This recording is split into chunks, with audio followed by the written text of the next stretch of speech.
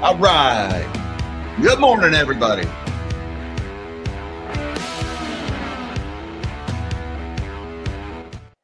Good morning, all you magnificent melon heads of the world. Happy Friday, everybody.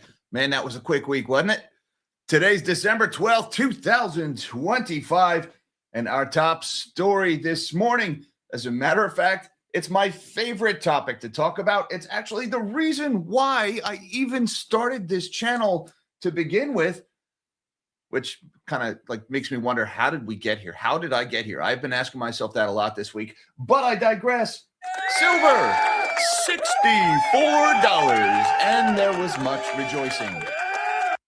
Okay, we can kill the side effects there. Yeah, $64. We were even flirting with $65 last night on the Comex. It just keeps on ripping.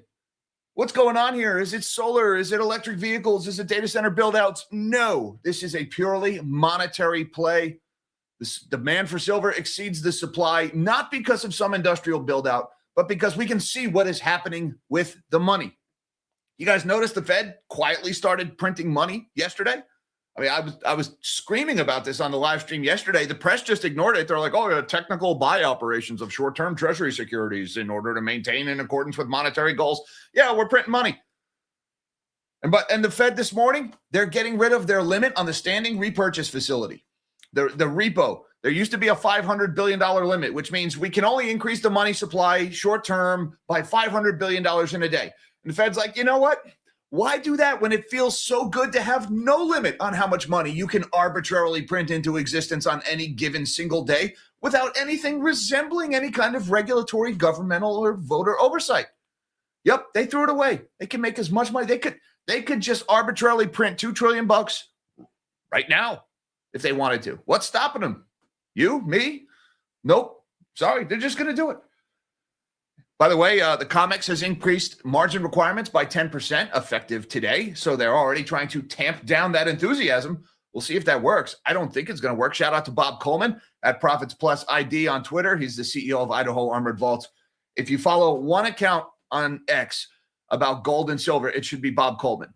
He doesn't bloviate. He doesn't do the whole like sky is falling stuff. He's a realist. So when he says they're doing a thing, pay attention because he takes the emotion out of it. Either way, guys, I like the shiny. Oh, and by the way, keep an eye on gold. I mean, look, the whole reason for this big silver rally is because gold ripped so much last year in the first half of this year that silver had to play catch up. Silver's kind of caught up now, believe it or not. I mean, that's $64. Yeah, it's caught up.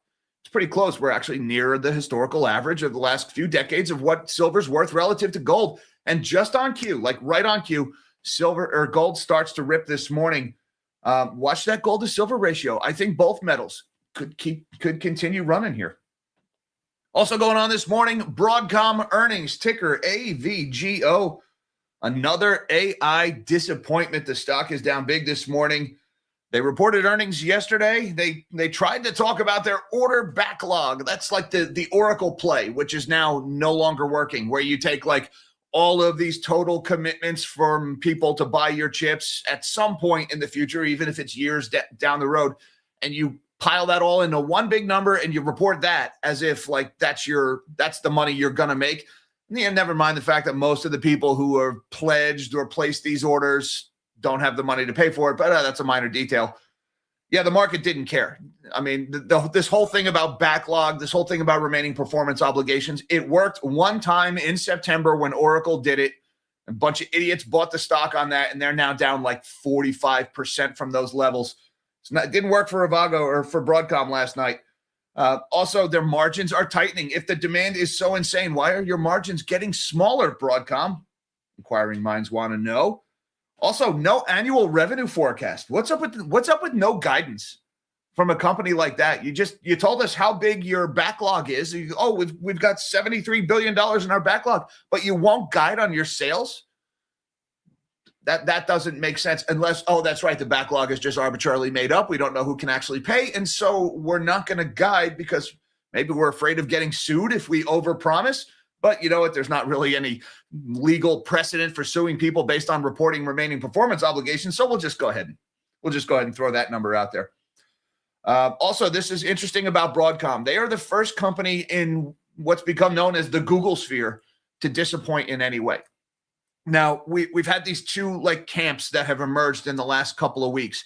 Anybody in the OpenAI sphere, anybody associated with Sam Altman and OpenAI has had a really rough go of it over these last few weeks. Ever since Gemini 3 came out and ChatGPT 5 was such a disappointment, anybody who's like hitched their wagon to OpenAI, that ship is sinking and they're being dragged down with it.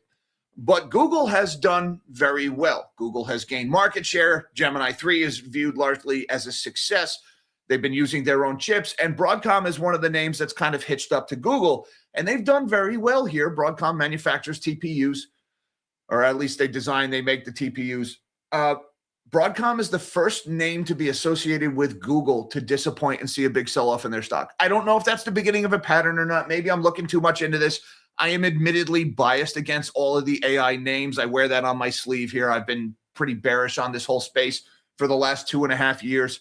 But that is of note that it's the first Google-linked company to disappoint. Now, we've also got an interesting report in Bloomberg this morning talking about doubts about an AI supply glut, or analysts are worried about an AI data center supply glut. Again, do you see that narrative shifting? We went from insane demand, can't get enough, orders out for 50 years to we've got too much of it now. Nobody saw that coming. Now, the interesting thing in this article, they're talking about how all the demand for credit, how much debt has been piled into this sector. Now they're starting to worry that people won't be able to refinance that debt in 3 to 5 years. Now, has anybody wondered how the hell do you refinance debt in 3 to 5 years when the assets that you bought with that debt have a 3 to 5 year lifespan? How do you refinance your debt when the GPUs are worthless by the time that debt comes due? What are you going to use for collateral? They won't be able to refinance. All this debt's going to go up in smoke. This is wasted money. It is the biggest capital destruction in human history. And I'm just glad I got out in front of it. Remember, you heard it here first. Also, we've interesting story going on this morning. Cannabis stocks are ripping here. Boy, what was it 2019 called? They want their headlines back. Cannabis stocks running like crazy, Tilray chief among them. So what's going on? There is a report that President Trump is going to reschedule marijuana as a Schedule 3 drug, which would basically put it as federally classified along the lines of like Vicodin or codeine. It's pretty much legalization at the federal level. And honestly, like, it's 2025. Why are we even talking about this? Like, just do it already. Just do it already. And look, on a personal note, and look, the channel's been kind of quiet this week besides the live stream. I've been teasing you guys that I've been working on this video a lot, that I've got something big coming out. I hope it's something big. It's actually a big story hiding inside of a little story. It's a huge story hiding inside of a little story about this little bank in Oklahoma that failed a year ago in this little town that nobody cares about. Nobody even bothered to read into it when this bank failed. They were all just like, oh, it's another Silicon Valley bank. Yeah, we're this small. Nobody cares. I mean, maybe you deign to look out the window on a plane while you're flying over. You wouldn't even be able to pick it out. What's going on in this town, what happened at this bank, is much, much bigger. Nobody bothered to look. I dug into this. I've actually been digging into this for over a year. I just hope people care. That's all I can tell you. I don't think anybody cares. And as I've been working on this video, in the back of my mind, as I've poured a lot into this video, I've spent a lot of time talking to these people. It's been in the back of my mind. Nobody's going to care. And this isn't even a video. It's a documentary. All right. It is a menagerie of scumbaggery and dirtbaggery.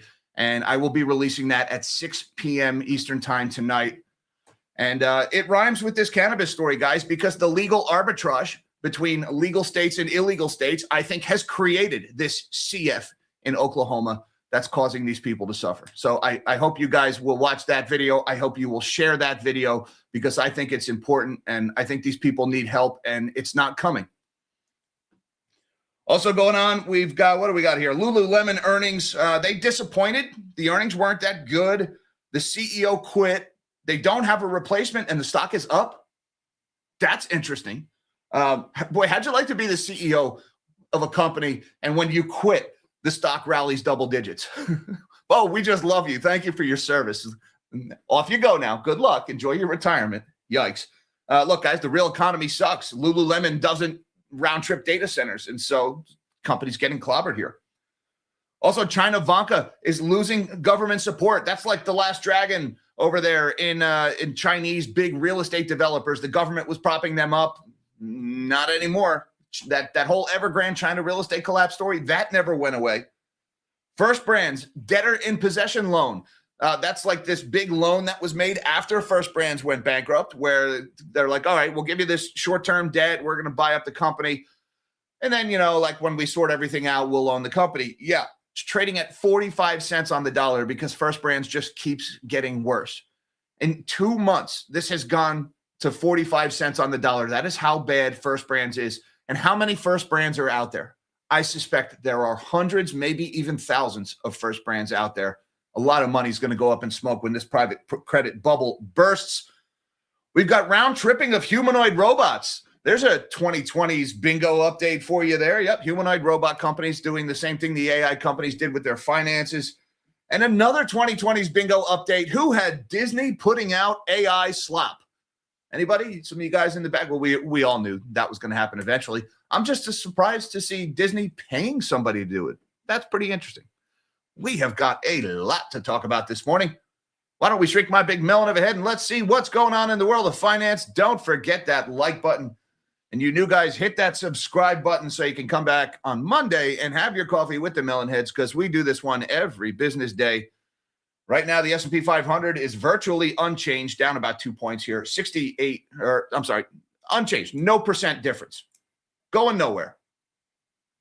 Glad we talked about that. The Dow is up 105 points, 0.2% higher. Again, very little movement in stocks this morning. And the NASDAQ is lower. Decent move in the NASDAQ here. Well, there it is, 100 points, 0.39% to the downside. Broadcom earnings are weighing on the NASDAQ this morning.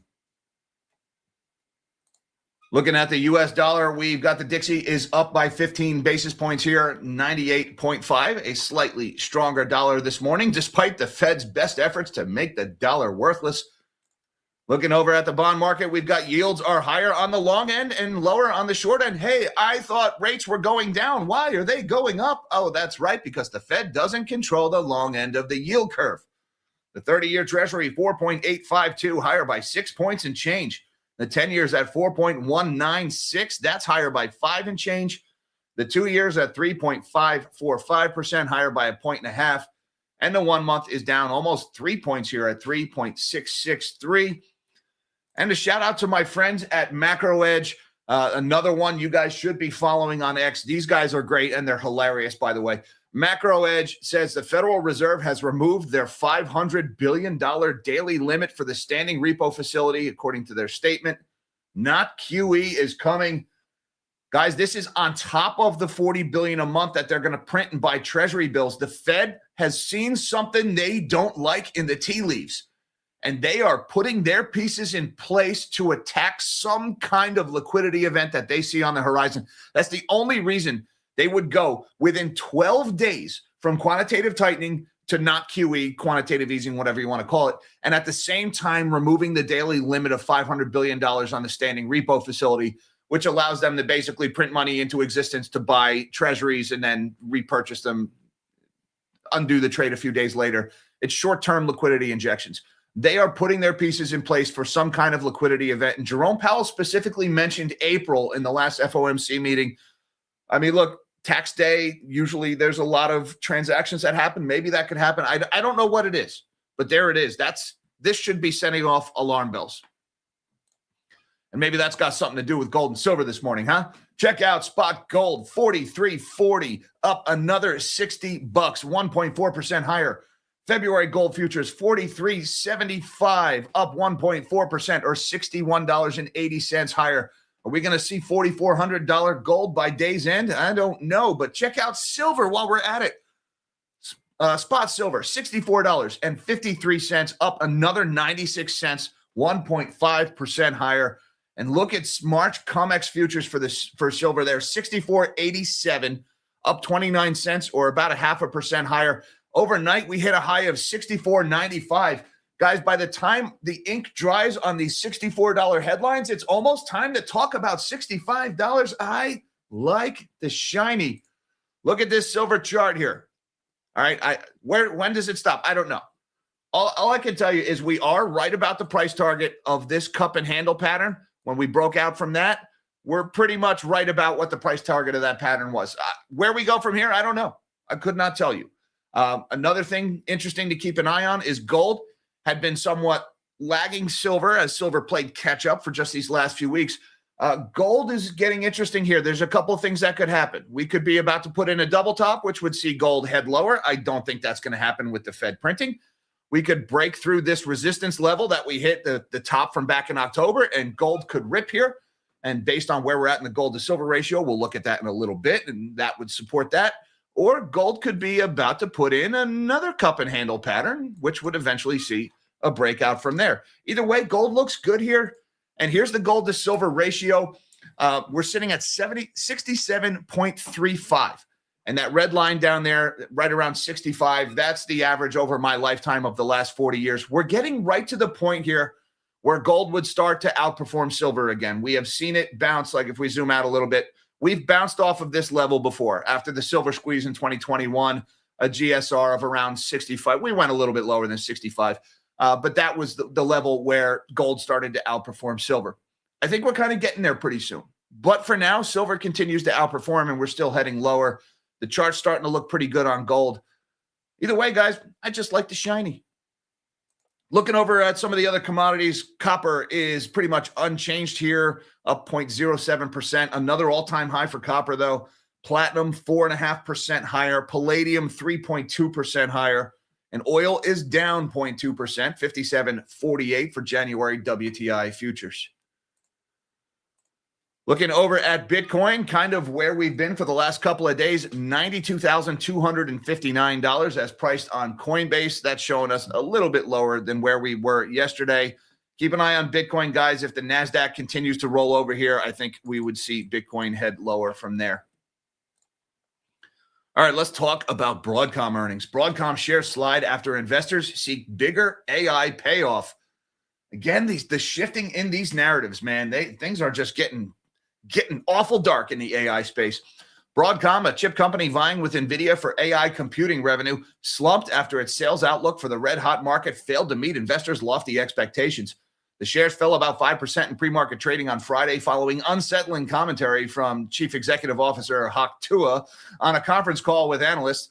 He said the company had a backlog of $73 billion in AI product orders that will be shipped over the next 6 quarters, a number that disappointed some investors. But Tan sought to clarify that figure, that it was a minimum. Oh, you don't like my backlog of orders? Don't worry, guys, that's the minimum. Why is it a minimum? Because I just made up the number to begin with and it wasn't good enough. So let's suggest it will arbitrarily go higher. Why not? We do expect much more as more orders come in for shipments within the next 6 quarters. So our lead time, depending on the particular product it is, can be anywhere from 6 months to a year. The conference call followed a dizzying run-up in Broadcom shares, and investors were seeking more clarity on when and how the company will get a payoff from AI. Instead, they got a vague timetable without an AI revenue forecast for 2026, mixed with some concerns about tightening profit margins. No revenue forecast, tightening margins. Where is the money? Though Tan said the company received an $11 billion order from AI startup Anthropic in the 4th quarter, he warned that total margins were narrowing because of AI product sales. Anthropic, they are the mystery customer, the $11 billion order. We were wondering who they were a couple of weeks ago. Now we know it was Anthropic. Much of the recent buzz around Broadcom stems from its ties to some of the biggest AI model providers. ChatGPT maker OpenAI signed a pact with Broadcom for its own chip designs. In another transaction, Anthropic agreed to use tens of billions of dollars worth of computing services based on Alphabet's Google Cloud TPUs. The latter components also rely on Broadcom designs, helping fuel investor enthusiasm about the chip maker's AI prospects. And again, the fact that they're tied to Google here and Broadcom not doing so well. This is the first name in the Google sphere of influence to be sold off here on earnings. $384.68 for Broadcom, down $21.69, about 5.3% lower following that earnings report. But let's temper that pessimism, shall we? Year to date, Broadcom still up 72.3%. I don't think Broadcom shareholders are shedding many tears at this moment. Certainly not if they bought back in April. Meanwhile, we got this headline. AI data center boom sparks fears of glut amid lending frenzy.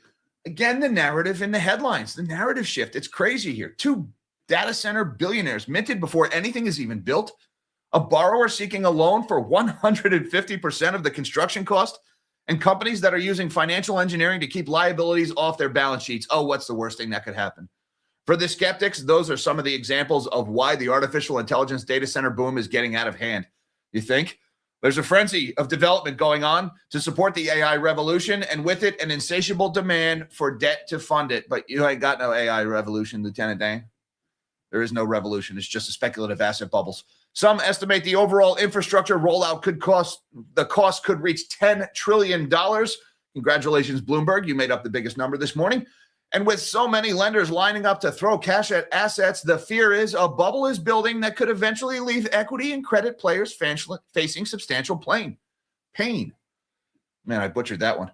Given the flood of money going in, another danger is that there will be less credit available when facilities being constructed now using loans are in need of refinancing in 3 to 5 years' time. How do you refinance a data center? Somebody explain that to me. The guts of the thing are worthless in 5 years. So how are you going to refinance it? What are you left after these GPUs fully depreciate? You're left with a steel building on a slab. Maybe you got some power generation along with it, but that's it. You're going to refinance that debt? You got 5 years to make your money back, and none of them are profitable. This is going to be a freaking disaster, and it is going to cause problems for years to come. There's also growing concern about the level of leverage, particularly given the technology may underperform its high expectations. You think it's already underperforming. In such a scenario, lenders may be even more reluctant to refinance, and companies would have to find additional equity or pay more to borrow. And they forgot the third option, go out of business and default on all that debt, leaving investors holding the bag.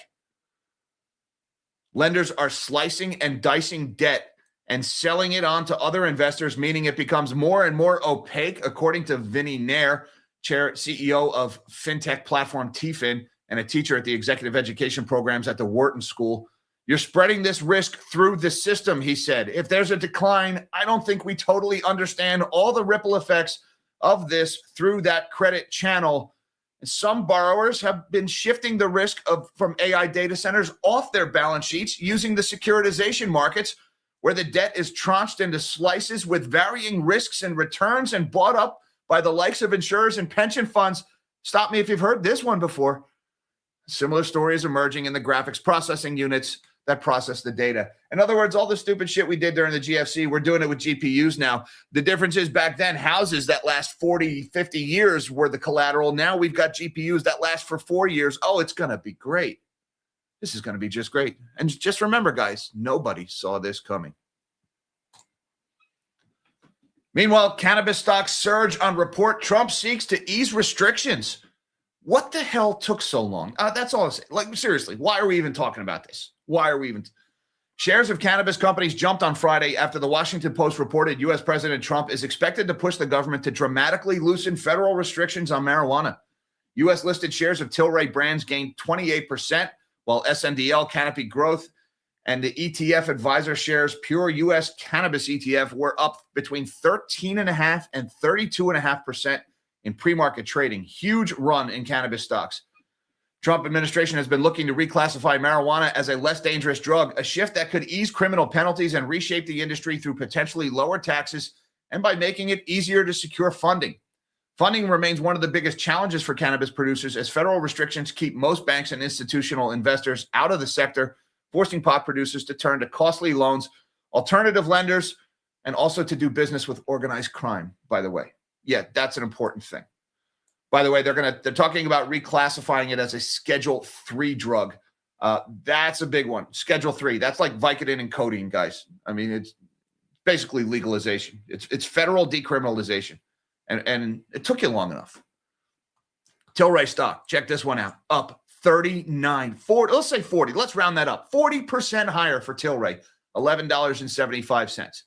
That is quite a rip. Let me just throw this out here, guys. There's always that fake news vulnerability, right? Sometimes it happens. The story breaks. Everybody buys a stock. And then a spokesperson denies the story and says the press made up fake news. That's always a risk. I'm not saying that's happening here, but just be careful before you go pile in. And speaking of cannabis, look for this one later today, guys. And yep, that guy in the middle there, I kid you not, he touches this story. The freaking Tiger King. How do we get from a small bank failing in Oklahoma to the Tiger King? Well, you're just going to have to wait for that one, guys. I have been working on this story for over a year. Again, this is not a video. This is a documentary. It's kind of a long one. There's a lot of information in there, a lot of research. I had to pull loans, property records. I just hope somebody cares. That's all I can tell you. I just hope somebody cares because nobody is coming to help these people. $60 million went missing at this tiny bank in this town where awful things happen to people. And one guy has been indicted. One guy who drives a Jeep Wrangler and has an above ground pool in his backyard. That's where $60 million went? Bullshit. Look for that one around 6 p.m. Eastern time today. I just hope somebody cares. That's all. Meanwhile, Lululemon stock pops on earnings beat and CEO change.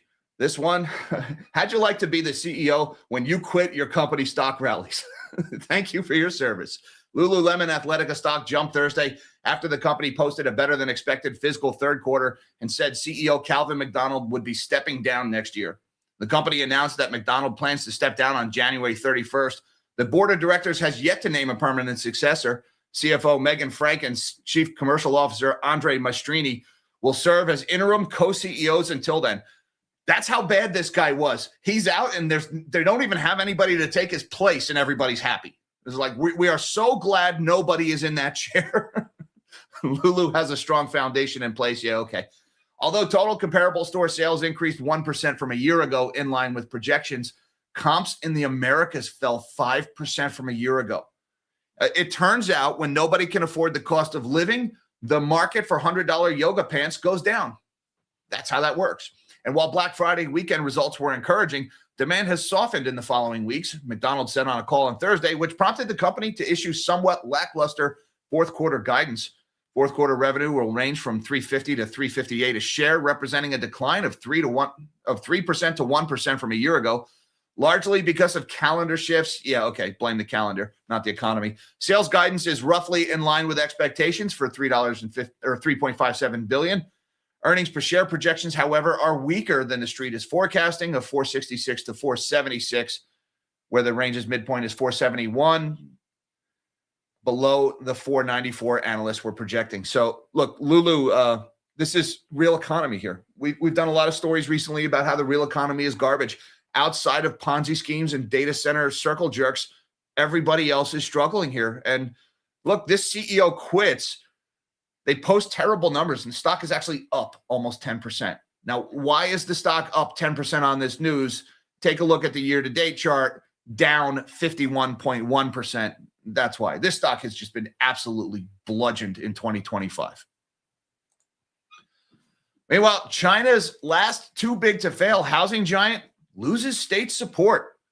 Banca's mounting problems are raising alarms about a $50 billion debt pile. You know, it's been a while since we talked about the Chinese developers, right? I mean, this is like your 2021, 2022 story. Remember Evergrande? Remember Country Garden? Well, Vanka was like the last man standing, right? It was Sean Connery as the last dragon. I am the last one, knight of the old code. That's China Vanka. The bombshell hit on late Sunday afternoon. China Vanka, the last big survivor of the country's years-long property crunch, sent investors an innocuous-looking announcement about a $3.1 billion loan agreement with a state-owned shareholder. But the November 2nd statement contained a twist. Shenzhen Metro Group, which had given unwavering support to the developer for nearly 2 years, now set a cap on any further financing. It also demanded that Banca stump up collateral for its loans, including the $2.8 billion that had already drawn down. The move, which sent a signal that state officials were finally losing patience with Vanka, set off a chain reaction that ultimately pushed the company to ask for more time to pay back some of its debt. Its dollar bonds have lost more than 2/3 of their value tumbling to as low as 20 cents on the dollar. State-owned banks have scrambled to limit their exposure. Regulators unwilling to rescue the company have started making plans to contain the fallout, according to people familiar with the matter. Now, how bad could it be, right? When investment bank China International was called in to evaluate Vanca's financial position in the third quarter, it concluded the property company was insolvent. That's according to people familiar with the matter. In late November, regulators indicated that the state would not rescue the troubled developer. In the past month, the company has announced plans to delay the repayment of 2 domestic bonds and skipped a call option that allowed it to redeem another bond earlier. It had tried and failed to convince at least 2 local state-owned banks to give it loans and pledged more assets to secure the loans it had already taken from Shenzhen Metro. It has been downgraded twice by S&P Global, now stands at CCC-, just 3 levels above default. The company's worsening financial straits come at a time when it has also lost its most vocal supporter, Jin Ji. I'm sure I messed up that name. Shenzhen Metro's chairman. He had talked about rescuing the company and even considered consolidating its accounts into those of state-owned railway operator, said people familiar with the matter. But in October, local media reported rumors spreading through the market that Jin had been taken away by authorities.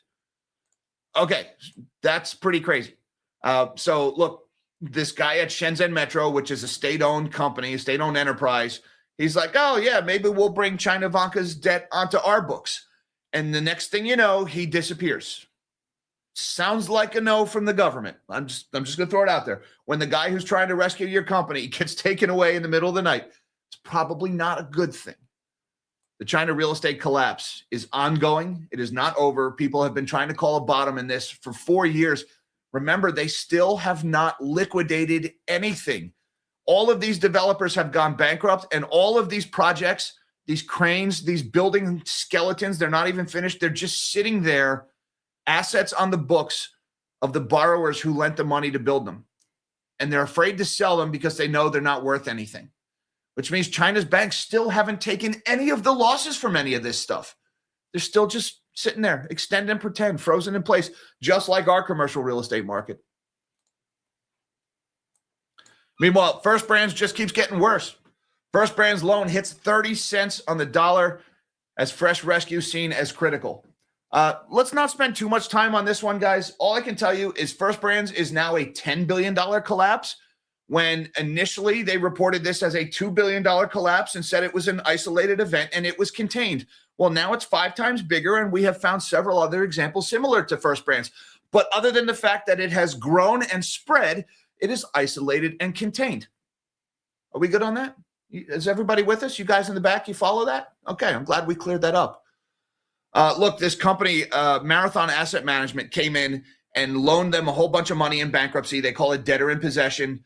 It's a form of investment to bridge their financing, get them through the bankruptcy process, and then you come out owning the company. That debt is now worth about 45 cents on the dollar. It traded as low as 30 cents on the dollar yesterday. Debtor in possession loans are not supposed to lose 2/3 of their value in 2 months. That just goes to show you how quickly this situation is devolving at First Brands. But again, I'm sure it's all isolated and contained, and it's going to be great. You're going to love it. Also, check this one out. EQT cuts deal for 10,000 humanoids from a robot startup that it backs. All right, who had a private equity firm buying 10,000 worthless humanoid robots from one of its own companies on their 2020s bingo card? This is not an AI startup. This is a humanoid robot startup, but they're taking their cues from NVIDIA. Just give your customers or your clients the money they need to buy your product. Private equity firm EQT plans to deploy 10,000 humanoid robots to its portfolio companies that are made by a startup it has invested in. 1X Technologies, a robotics developer from Norway, has agreed to produce the biped units for businesses backed by EQT, the company said on Thursday. So EQT is using their own companies to buy these robots from one of their own companies. And this is what private equity does. They take over a company and they strip mine it. They loot it. In this case, they're going to force these companies they own to buy these worthless freaking robots so they can drive up the value of their robot startup and then hopefully exit that company. EQT is not the buyer, but will facilitate the deliveries, which could help the firm's holdings working in a range of fields from manufacturing to nursing homes according to Ted Person, a partner with EQT Ventures. This can provide companies with a real unfair advantage to get their hands on it early, Person said in an interview. By the way, guys, just go look at the videos of these humanoid robots like falling on their faces, and like there's a video of one, it falls over and it just starts flailing like a toddler throwing a tantrum in a supermarket. You know, oh, be careful not to validate the behavior. Just ignore it until the tantrum runs its course. I don't know if that works with robots, but I'm told that's what you're supposed to do with kids. They don't work. They're stupid. There was a video of these things giving out candy on Halloween. And oh, congratulations, this $5 million robot that, by the way, there's, you know, never mind the cable that's running to a gasoline-powered generator hidden from view of the camera, takes about 30 seconds to hand out one piece of chocolate to a kid, something that somebody making minimum wage could do in 5 seconds. But yeah, it's the next wave of innovation. Now, here's the hilarious thing. The startup debuted its home robot back in October, marketing the android as a device that could automate household chores. Dubbed Neo, each robot costs $20,000 or a monthly fee. All right, so I exaggerated the price earlier here. But in a recent demonstration to the Wall Street Journal, the robot moved with the aid of a human operator using a controller. By the way, it's not a robot and it's not autonomous if there's a human operator using a controller. All right, that's how that works. It's not autonomous. It's, I don't know, human operator autonomous. That's how that works. Faking their demos. That's what these big tech firms do, and now they're round tripping their money through it. And in the last one of the day here, this is a doozy. Disney makes a dramatic shift on AI content with $1 billion open AI investment. And as I forget who it was. It was one account I follow on X put it yesterday. $1 billion investment in OpenAI. That's almost 2 weeks of inference. That's great. Make it last, OpenAI. Don't spoil your dinner. The deal includes a landmark licensing agreement that will allow fans to create their own AI-generated short clips on OpenAI Sora using Disney's characters. Now everyone can say, I am Groot. Oh, good. The Walt Disney Co. has agreed Thursday to invest $1 billion in OpenAI in a deal that includes a 3-year licensing agreement that will allow fans to create their own AI-generated short clips on Sora using Disney's characters.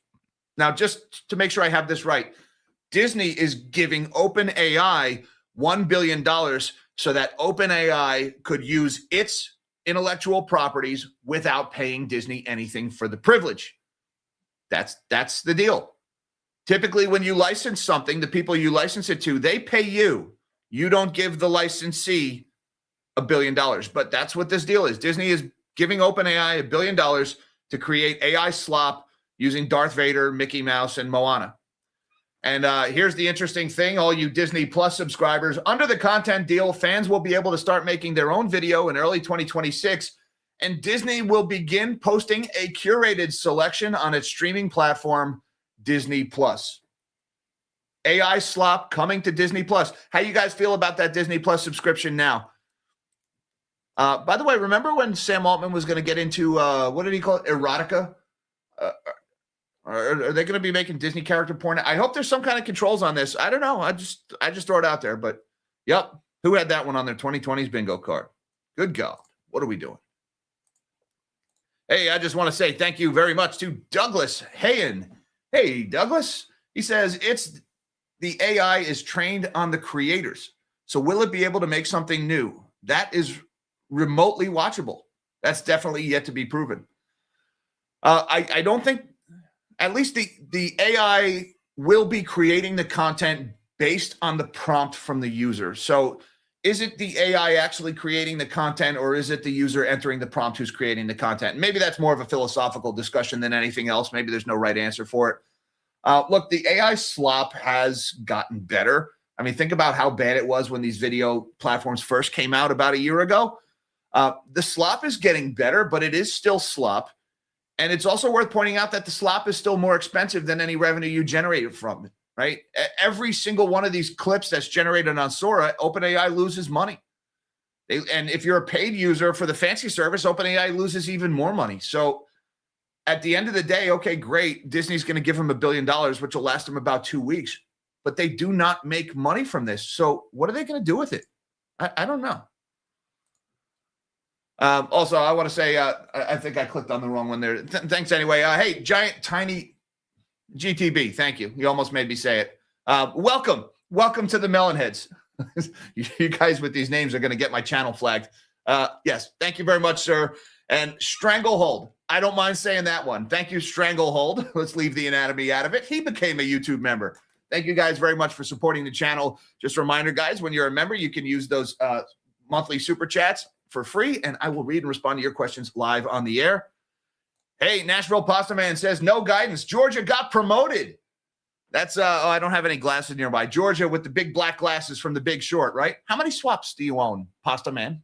That makes you a hypocrite. Yep, that movie, I tell you, we are repeating it like verbatim, aren't we? Verbatim repeating it. And all that stuff about like the structured tiers and tranches of the data center debt. And now just imagine that it's not houses backing it that last 40 or 50 years. It's GPUs that last 4 or 5 years. Well, it's going to be great. Thank you, Pasta Man, for everything you do for the channel, sir. Gordon Guanu says, good vibes for the weekend. We're going to need them. Amen, brother. We are going to need some good vibes from the weekend. Guys, look, we're going to start the weekend on this video. I can tell you getting through this video was rough. There were some rough patches here, talking to these people about what's happened to them, about how everybody just keeps getting away with what they're doing in this town in Oklahoma. I really hope somebody cares. It's the only thing I could say. I just really hope somebody cares. And I'm going to ask you right now, before the video is even released, to please like it and please share it, because I don't want to believe that nobody cares about this.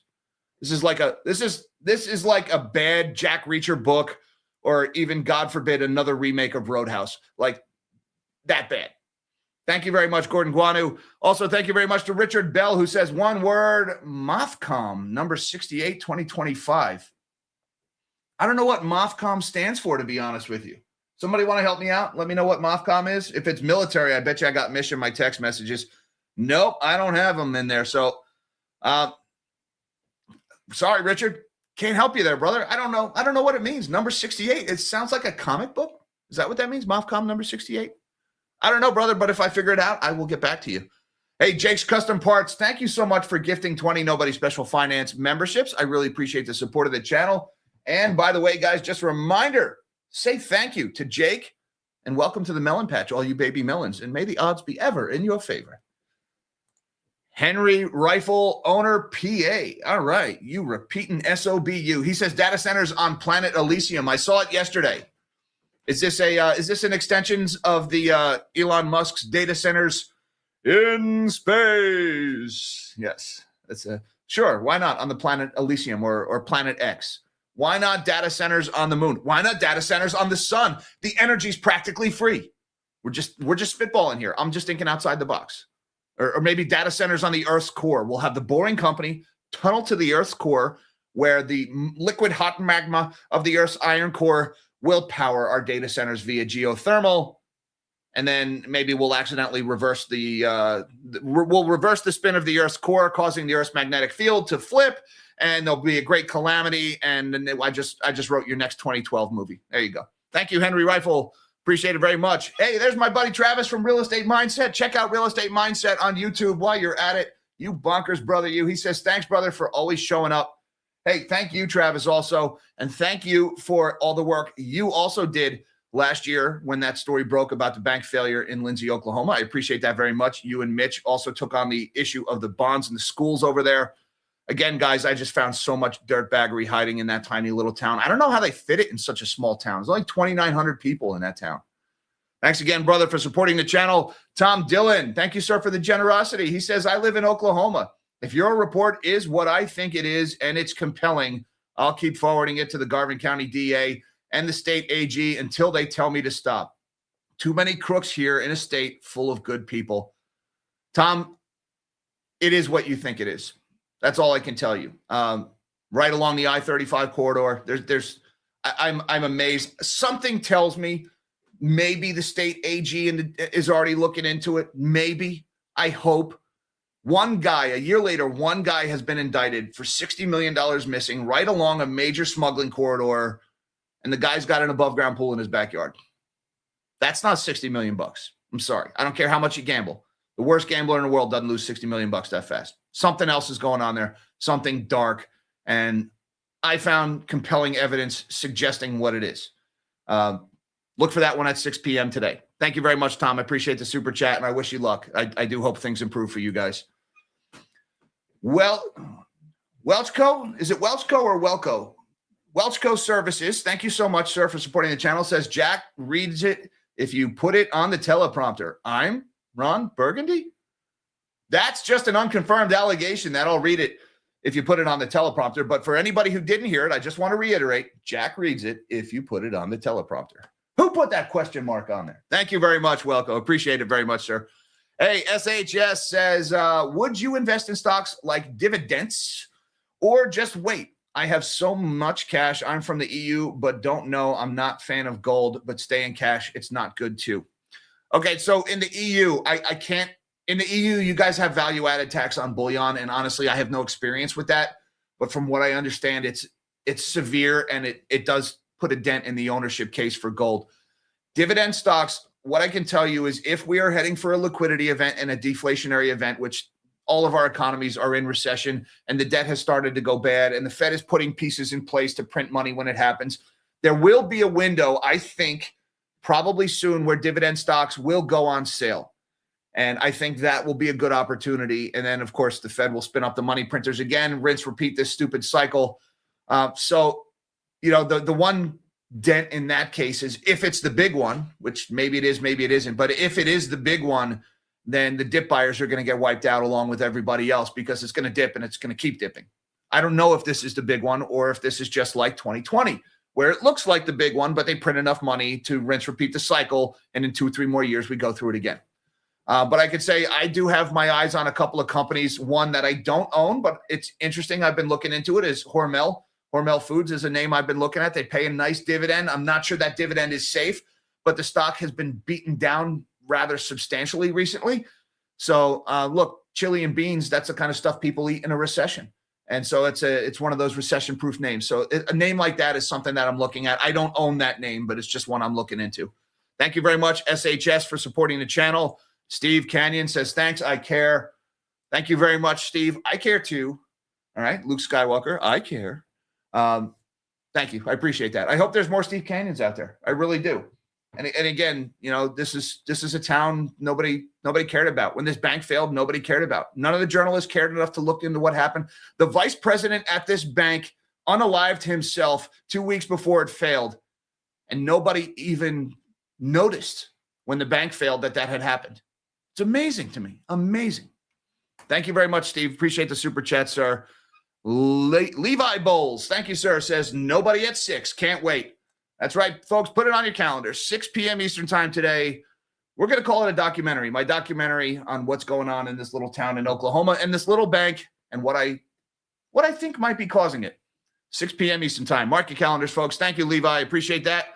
Formula 19 says, what would your investments be, where and why in a theoretical scenario if the entire Middle East was no longer a producer of oil and gas, meaning non-existent due to global geocatastrophe? Well, in that case, you would want to own oil, gas, and mineral rights domestically here in the United States. You want to own what's under the land in a place where there's oil and gas here in the States if the Middle East goes kablooey. Marcellus Shale, Utica Shale, Permian Basin. What is it? The Bakken field. What do they call the one in Montana? The Bakken something. Baka. Yeah. In that scenario, that's what you want to own. All right. You want to own the minerals under the ground. If you're going to go through with something like that, and again, guys, talk to a professional before you do anything. Do a really good title search. Make sure you got clean claim to those underground rights. Just because you buy property doesn't mean you own what's underneath it. Pay the money for a good lawyer and a good title agent to make sure you get what's underneath if that's your goal. Thank you very much, Formula, for supporting the channel. That is a very good question, sir. And thank you, everybody, for having your coffee with the Melonheads. Remember, 6 p.m. Eastern time today. Look out for that documentary on what's going on with that tiny bank in that tiny town. Also, 2 p.m. Eastern time today is my get-together with my magnanimous Melonheads on Patreon, Zoom, and Buy Me a Coffee. Links down below, should you feel so inclined. Thank you guys for all the support and super chats. I appreciate that very much. Don't forget that like button and that subscribe button on the way out. See you guys at 6 p.m. today. Hope somebody cares. That's all I can say. Hi, Mom. Hi, Dad. I love you guys. Till next time, live small and dream big.